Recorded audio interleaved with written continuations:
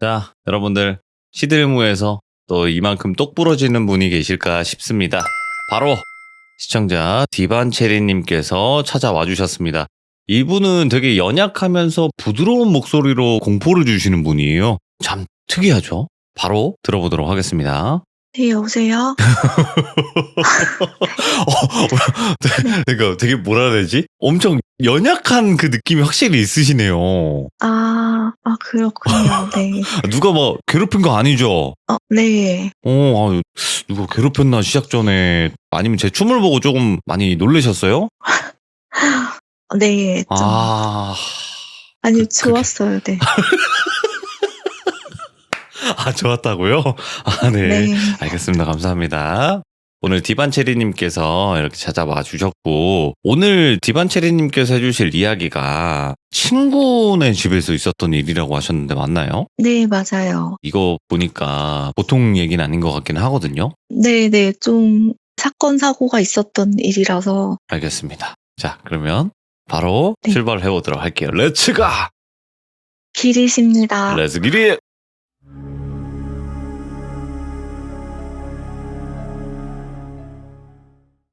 이 일은 제가 5년 전쯤에 친구네 집에서 있었던 일인데요. 정확히는 이제 친구가 사는 집은 아니고 친구네 조부모님 댁에서 있었던 일이에요. 네.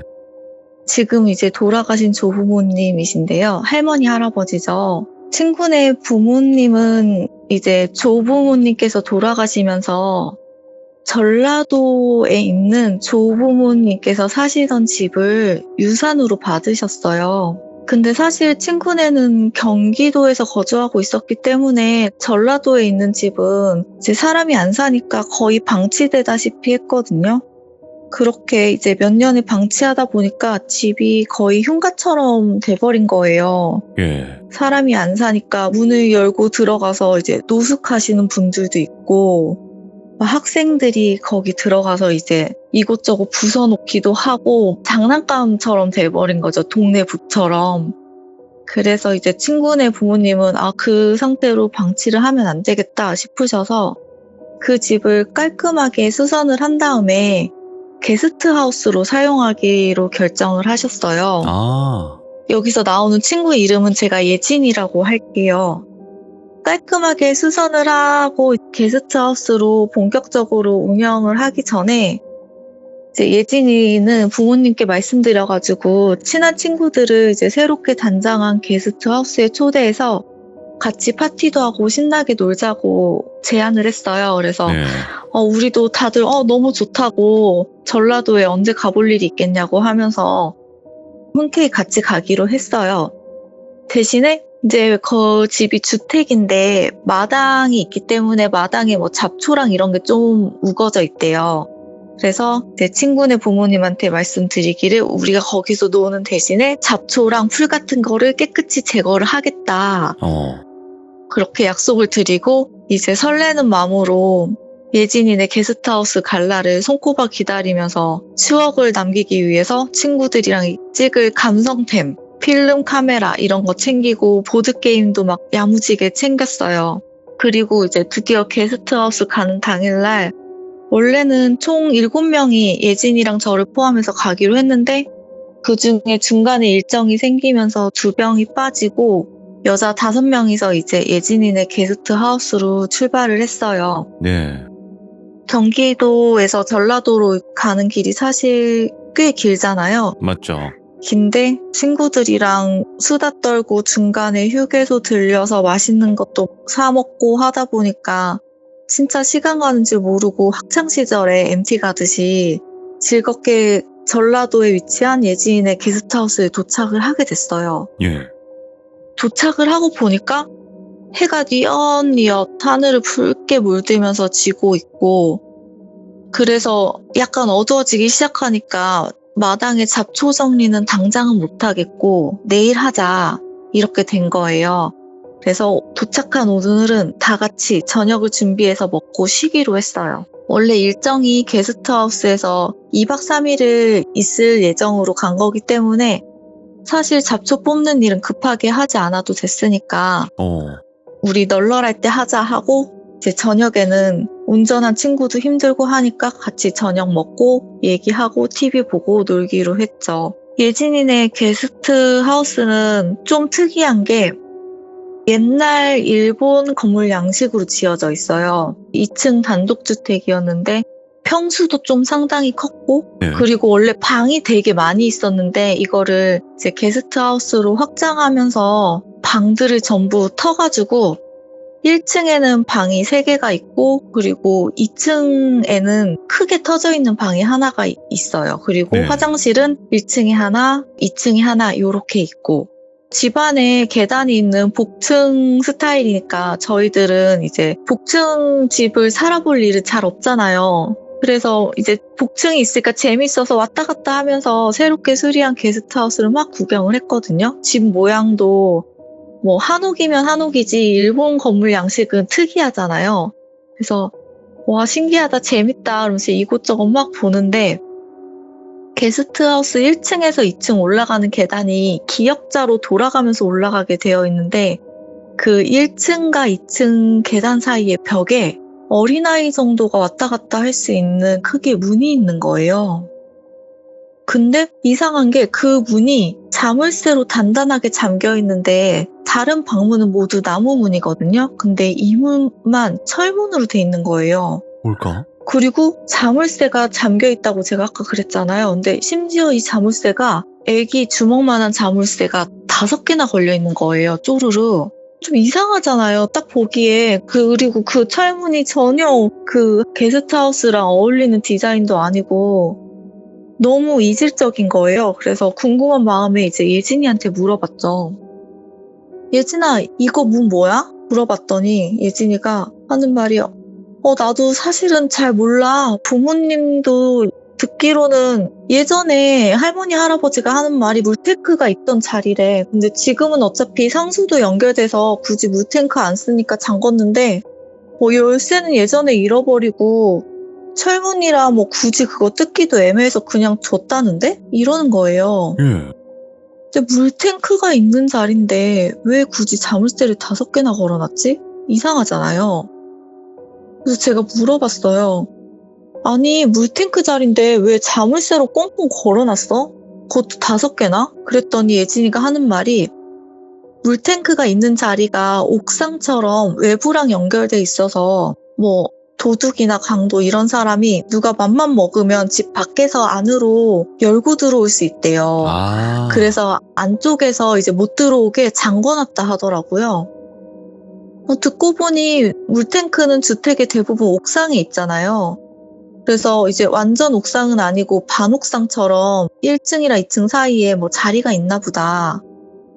그렇게 생각을 하니까 또 납득이 되더라고요. 그래서 뭐 그런가 보다 하고 이제 저랑 친구들은 호기심 해결이 됐으니까 저녁에 주방에서 이제 시끌벅적하게 고기도 구워 먹고 알코올도 살짝 하면서 즐거운 저녁 시간을 보냈어요. 그리고 이제 잘 시간이 되었는데 1층에 방이 3개고 그 중에 하나는 게스트하우스 관리실로 사용을 한대요. 그래서 그 관리실로 사용할 방에는 침대가 없고 그냥 책상이랑 의자 같은 게 있어가지고 거기서 잠을 자기는 좀 그렇고 나머지 방 2개 중에 하나가 2층 침대가 하나가 있고 나머지 방 하나는 그냥 바닥에서 잘 수 있는 방이었어요. 그래서 우리는 다들 굳이 침대방 있는데 뭐하러 바닥에서 자 이래가지고 1층, 2층 침대에 있는 방에 친구 2명이 자고 그리고 2층에는 2층 침대가 2세트가 있는 거예요. 총 4명이 잘 수 있게. 그래서 우리가 총 5명이니까 둘은 1층 침대방에서 자고 3명은 2층 침대방에서 자기로 했어요. 네. 그래서 이제 신나게 놀다가 내일 잡초 정리도 해야 하니까 그만 자자 이래가지고 새벽 2시가 살짝 넘어서 이제 다들 잠자리에 들게 되었어요. 근데 얼마나 잠을 잤는지 모르겠는데 갑자기 자다가 뭔가 끼익 끼익 이런 날카로운 소리에 제가 먼저 잠을 깼거든요. 그래서 무슨 소리지? 하고 귀를 기울여 보니까 또 별 소리가 안 나는 거예요. 그래서 내가 잘못 들었나 잠결에? 하고 다시 잠을 자려고 하는데 진짜 끼익 하는 날카로운 소리가 너무 선명하게 다시 들리는 거예요. 그래서 무슨 소리지 하고 들어보니까 이게 뭐 날카로운 걸로 칠판 같은 거 긁는 소리랑 좀 비슷한 것 같더라고요. 한 번 그런 소리가 들리기 시작하니까 그 소리 때문에 예민해져서 더 이상 잠을 못 자겠는 거예요.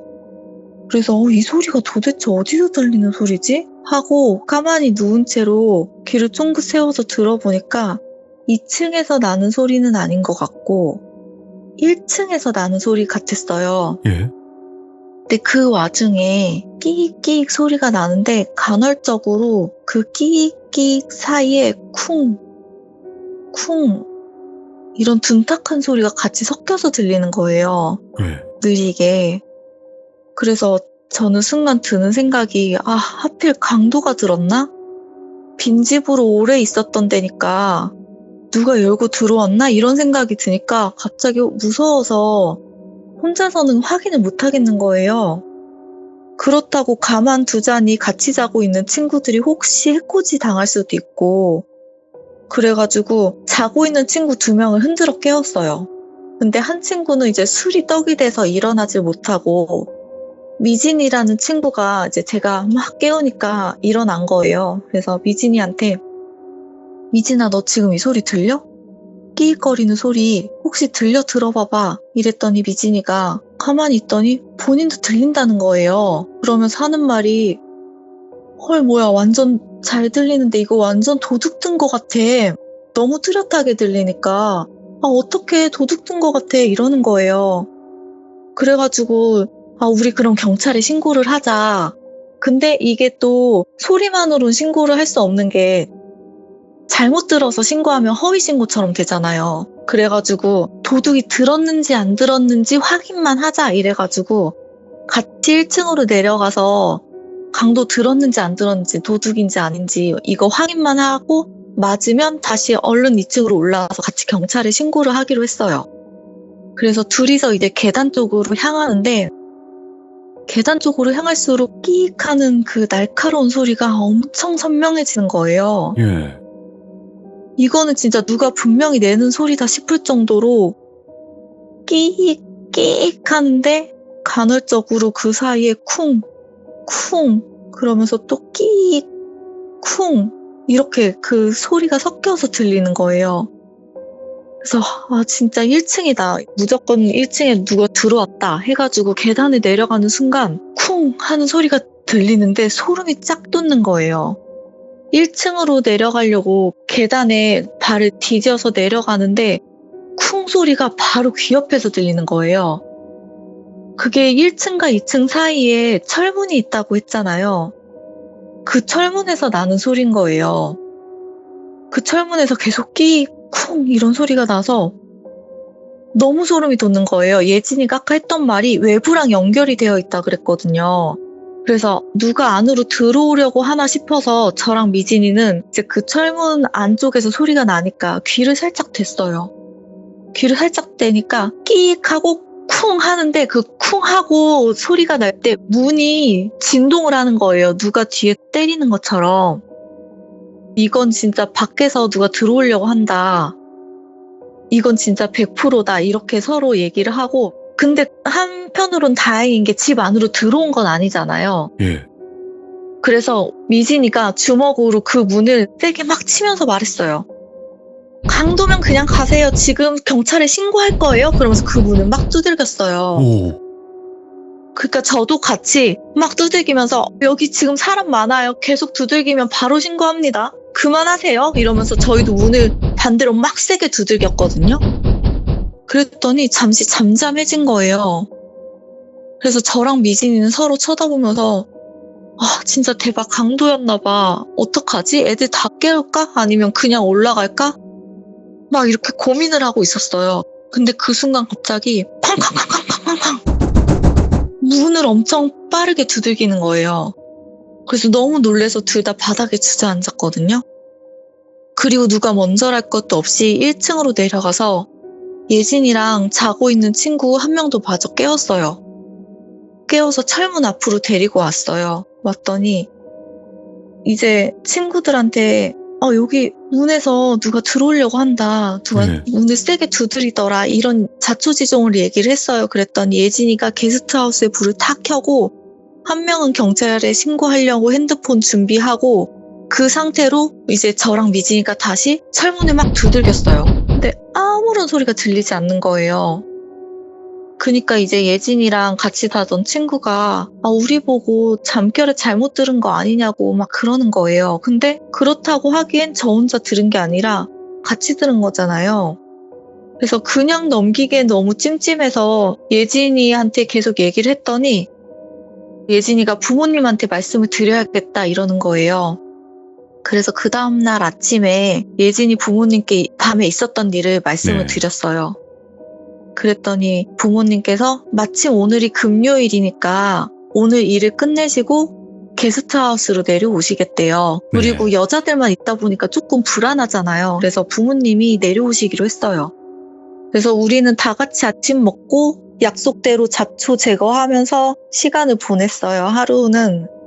그리고 또 예진이네 부모님이 오시기로 했으니까 최대한 깨끗하게 정리하고 또 필름 카메라로 사진도 실컷 찍고 그러면서 이제 웃고 떠들다가 보니까 또 밤에 있었던 일은 잘 기억이 안 나더라고요. 그래서 막 웃고 떠들고 놀다 보니까 밤 10시가 넘어서 예진이네 부모님이 도착하신 거예요. 그래서 예진이 부모님이 오시고 나서 예진이네 아빠께서 밖에 물탱크가 어디 있는지 사다리를 놓고 살짝 올라가서 보셨는데 도대체 물탱크가 육안으로는 확인이 안 된대요. 어디 있는지 모르겠대요. 아마 뭐 가려져 있던지 그런 것 같다고 그러시면서 이번 기회에 그냥 철문을 따보자고 하시는 거예요. 그래서 저희가 이제 새벽에 있었던 일을 말씀드려서인지 예지인의 아버지가 오실 때 쇠자물쇠를 끊을 수 있는 큰 플라이어 같은 거를 챙겨 오셨거든요. 네. 근데 자물쇠가 얼마나 단단한지 5개를 끊는데 잘 끊어지지가 않는 거예요. 그래서 결국에는 철물점에서 절단기를 사와야겠다 이러시는 거예요. 근데 이미 밤은 늦었고 동네 철물점은 다 문을 닫아가지고 이제 어쩔 수 없이 다음날 철물점이 문이 열기를 기다렸다가 이제 아침에 문 열자마자 예진의 아빠가 가셔서 절단기를 철물점에서 사와서 끊기로 했어요. 그리고 나서 이제 그날 그렇게 약속을 하고 다 같이 잠을 잘 거 아니에요. 잠을 이제 부모님은 1층에서 주무시고 우리 5명은 2층에서 자는데 갑자기 그 끼익거리는 소리가 또 나는 거예요. 예. 우리는 한번 그 일을 겪었기 때문에 그 소리가 나니까 민감해져서 다들 눈을 뜬 거예요. 그리고 그날은 또 술도 안 마시고 그냥 잤거든요. 그래가지고 그 소리에 애들 5명이 다 잠을 깬 거예요. 그래서 예진이가 1층에 부모님께 핸드폰으로 전화를 했죠. 안 내려가고 전화했더니 부모님이 전화를 받으시더라고요. 그래서 예진이가 엄마 지금 끼익거리는 소리 혹시 들려? 그랬더니 부모님도 들린다는 거예요. 그 소리가. 그리고 간헐적으로 쿵, 쿵 이런 소리도 같이. 그래서 그거를 이제 부모님이 확실하게 들으셨으니까 이제 예진이 아버지가 이거는 무조건 따봐야겠다. 아내가 누가 들어왔던지 아니면 속에서 뭔가 뭐 떨어져가지고 바람 같은 것 때문에 흔들릴 수도 있고 하니까 이거는 어찌 됐든 열어서 보수를 하던지 해결을 해야겠다 하셔가지고 동네 철물점에 아침에 해 뜨자마자 가서 절단기를 사오셨어요. 예. 그래서 그 절단기를 이용해서 자물쇠를 끊는데 하나씩 끊어져서 바닥에 떨어질 때마다 쿵 하고 진짜 주먹만한 자물쇠 크기를 뽐내기라도 하듯이 무거운 소리를 내면서 하나씩 자물쇠가 열려갔어요. 5개를 다 따고 드디어 딱 철문이 열리는데 물탱크가 있던 자리라던 그곳은 사방이 철벽으로 만들어진 방이었어요. 오? 그래서 우리가 그걸 보고 너무 놀래서 입을 진짜 틀어막고 멈췄거든요. 다들 멈췄어요. 근데 그 방이 얼마나 기괴한지 안에는 세면대랑 변기가 있고 그리고 사방은 다 철문으로 되어 있고 그리고 감옥을 진짜 연상하게 하는 그 꼭 이상한 냄새가 나는 그 쾌쾌한 방이 안쪽에서는 절대 열 수 없게 손잡이조차 없는 거예요, 문에. 우와, 밀실이네? 네. 예. 그리고 벽에는 진짜 수없이 손톱 자국들이, 긁은 자국들이 나 있는 게 너무 기분이 나쁜데, 벽에 또 뭐가 있었냐면 마치 누군가를 이제 잡아놓을 것처럼 쇠고랑 같은 게 벽에 연결이 돼 있는 거예요. 예. 벽에는 부적들이 수십 개가 붙어 있고 그 방 한가운데 옥색 청자 같은 게 놓여져 있는 거예요. 그래서 혹시 독립기념관 가보신 분들 계실지 모르겠는데, 독립기념관 가면 고문하는 방 만들어 놓은 게 있거든요. 일본 사람들이 그 고문하기 위해서 만들어 놓은 고문이 있는데 마치 딱 그건 거예요. 저희가 봤을 때는 이거는 영락 없이. 예. 그래서 우리가 부모님께 물어봤죠. 이거 뭐냐고, 물탱크가 있는데라고 들었는데, 그랬더니 부모님도 그걸 처음 보신 거예요. 예. 그러면서 하시는 말씀이, 아버지가 어렸을 때 이 집에서 살았는데 기억나는 거는 별로 없고, 한 번씩 여름이 되면 그 철문 틈 사이로 지독한 냄새가 났대요. 예. 그래서 그 아버지가 할아버지 할머니한테 물어봤대요. 이거 지독하게 썩은 냄새 나는데 이거 무슨 냄새냐고 하면 이제 조부모님께서 하시는 말씀이, 물탱크에 물이 썩어서 나는 냄새다, 이렇게 얘기를 하셨대요. 예. 근데 실제로 그 철문을 살면서 열어본 적은 한 번도 없고, 상하수도가 연결된 지 30년이 넘어서 최소 30년은 넘게 닫혀있던 문이었던 거예요. 네. 근데 이제 어렸을 때는 조부모님께서 물탱크에 물이 썩었다고 하니까 그냥 고지고대로 들었는데, 지금 생각해보니까 30년 넘게 사용하는 물탱크는 이미 마를 대로 말라서 매년 여름마다 그렇게 냄새가 날 순 없잖아요. 그 방의 정체를 이제 알게 된 예진이의 부모님이 그 모든 게 너무 찜찜한 거예요. 그래서 이게 도대체 뭔지 그냥 넘길 수 없다고 하셔서 그 동네에 오래 사신 분들에게 여쭤보기로 하신 거예요. 그래서 혹시 예전에 지어진 집 구조 중에 이러한 집이 있는지, 그리고 또 이런 방이 있는지, 도대체 있으면 무슨 용도였는지 다 같이 여쭤보기로 한 거예요. 그래서 부모님이 그 동네에 오래 사신 분 댁에 차례대로 들렀어요. 저희는 이제 궁금해서 따라갔고요. 근데 그 동네에는 일본식으로 지어진 건물이 꽤 있었거든요. 일본식으로 지어진 주택이.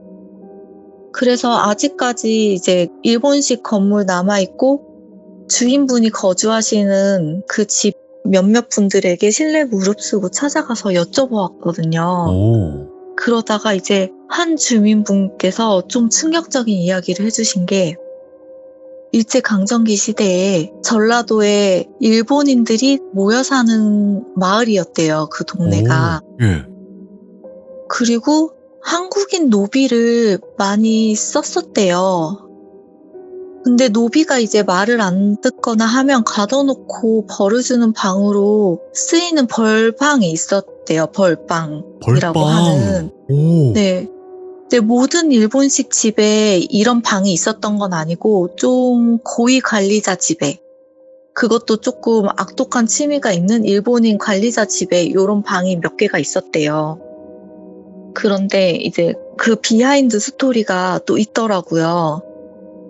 그 할아버지께서 해주시는 얘기가, 한날 그 일본인 관리자 분의 와이프, 이제 여주인 분의 귀걸인지 목걸인지 뭔가 귀금속이 없어졌대요.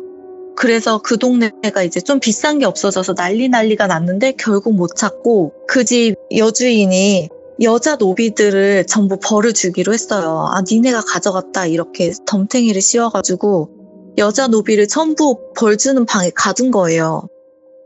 근데 원래 여자 노비들이 하던 일이 잠들기 전에 이제 집안 단속하고 불 끄고 청소하고 뭐 정리하고 이런 일이 대부분 여자 노비들의 주 업무였는데, 전부 갇혀 있다 보니까 소정을 해야 되는데 소정을 못해서 그 중에 초가 넘어지는 바람에 그날 새벽 2시, 3시 사이에 2층에서 불이 났대요. 근데 그 벌을 주는 방의 벽이 사방이 철로 돼 있으니까 불이 나서 달궈지니까 시뻘겋게 그 방문이 달궈져서 안에 있던 여자 노비들이 끔찍하게 죽었대요. 예. 근데 그때가 한여름이어서 마침 밤에 소나기가 내려가지고 다행히 불이 꺼졌는데 그 안에서 타고 죽은 노비들이 있는 데다가 막 비까지 내리니까 노비들의 썩는 냄새가 온 마을에 진동할 정도라서 그 사건을 모르는 사람이 없을 정도였대요. 네. 그리고 나서 이제 해방되고 나서 일본인들은 전부 일본으로 돌아가고 지어놨던 집들은 전부 한국 사람들이 들어와서 살게 되었는데 그 집에 그 일이 있고 나서부터 철문에서 끊임없이 손톱으로 긁는 소리랑 쿵쿵 두드리는 소리랑 그리고 특히 여름에 지독한 악취가 나가지고 새로 들어온 집주인이 재를 올리고 부적을 안에 쓴 다음에 그분을 다시 열지 못하도록 잠궜다고 해요. 예. 그러고 보니까 이제 그 예진이네 아버지도 어렸을 때 철판 긁는 소리 같은 걸 아주 가끔씩 들었대요. 네. 그래서 예진이네 아버지가 조부모님께 저기서 이상한 소리 나는데 무슨 소리냐고 물어보면 그 부모님이 쥐가 그냥 벽을 긁는 소리라고 해서 그냥 그런가 보다 하고 지나갔다고 해요. 그래서 이제 그 이야기를 예진이네 부모님이 알고 나서 이걸 게스트하우스를 과연 계속 운영을 할 수 있을까? 그러니까. 고민을 하시다가 결국은 운영을 못할 것 같다고 해서 예. 그 2층짜리 집을 전부 부순 다음에 땅을 판매를 하셨대요. 그리고 나서 이제 그 집을 부술 때 공사하시는 분들이 와가지고 집 철거하시는데 그 철로 된 벌방 안에 청자가 하나 있다고 그랬거든요. 네. 한가운데 청자가 있었는데 좀 되게 고급스럽게 생긴 청자였거든요. 근데 그 인부 중에 한 명이 그거 가져가도 되냐고 물어봐서 버리는 것 같다고 해서 한 분이 챙겨가셨다는 거예요. 그 청자를. 근데 그 청자가 나중에 듣고 보니까 그때 죽은 여자 노비들의 혼을 달래서 모아둔 청자라고 하더라고요. 그걸 가져갔어. 그래서 근데 그분은 이제 그게 값어치가 좀 나가 보이니까 들고 가신 것 같아요. 그리고 저희가 이제 막 놀면서 제가 필름 카메라를 가지고 와서 그걸로 사진 엄청 찍었거든요. 네, 감성템 네. 막 이러면서 사진 막 찍었는데 그 이후에 이제 현상을 맡겨서 보니까 대부분의 사진이 제대로 나온 게 없이 불에 막 그을린 것처럼 일부분이 시커멓게 나온 거예요. 마치 불이 났던 그날 사진 찍은 것처럼 정말 막 시커멓게 일부분이 막 검게 그을려서 탄 것처럼 나온 거예요. 그래서 그걸 보면서 다시 한번 너무 소름이 끼쳤거든요. 버리지는 않고 집에 놔두기는 좀 찜찜해서 사무실에 갖다 놨거든요.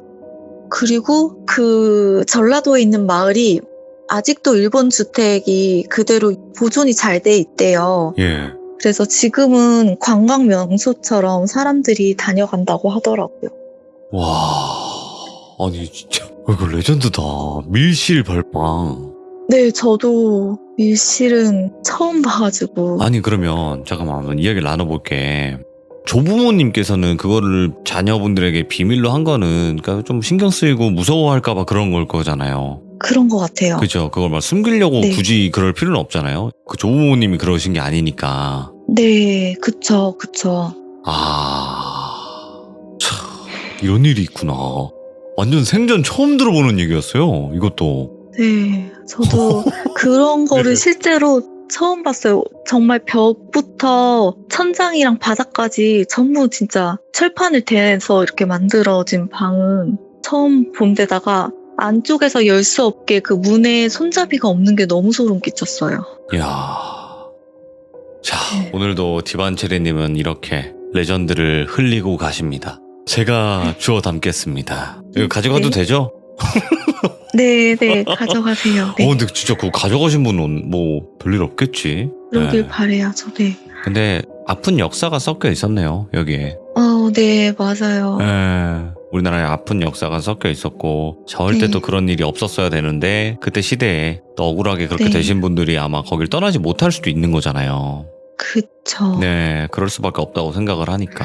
야, 이런 네. 일이 있었다라는 걸 또 이야기를 들려주셔가지고 다시 한번 너무너무너무 네. 감사드립니다. 고맙습니다, 디반체리님. 네, 감사합니다. 네, 너무 고마워요. 네. 네. 야, 진짜 설명 차근차근 조근조근 잘 하십니다. 진짜 레전드 사연이었어요. 이번 이야기도 듣기 힘든 내용이었죠. 여러분들, 나는 이거 처음 들어보거든요. 한 번도 들어본 적이 없는데 예전에는 일본식으로 된 주택들이 있어요, 여러분들. 있는데 거기를 이렇게 한번 쭉 보다 보면 그냥 건물이 일본식으로 우리나라에 있으니까 이제 그러려니 하는데 내부에 그런 벌빵이 있을 줄은 상상도 못했습니다. 그래서 아마도 거기에 들어가지 말라고 그렇게 자물쇠를 5개나 잠궈뒀던 게 아닌가 생각을 해보게 돼요. 네. 시청해주신 모든 분들 감사드립니다. 고맙습니다.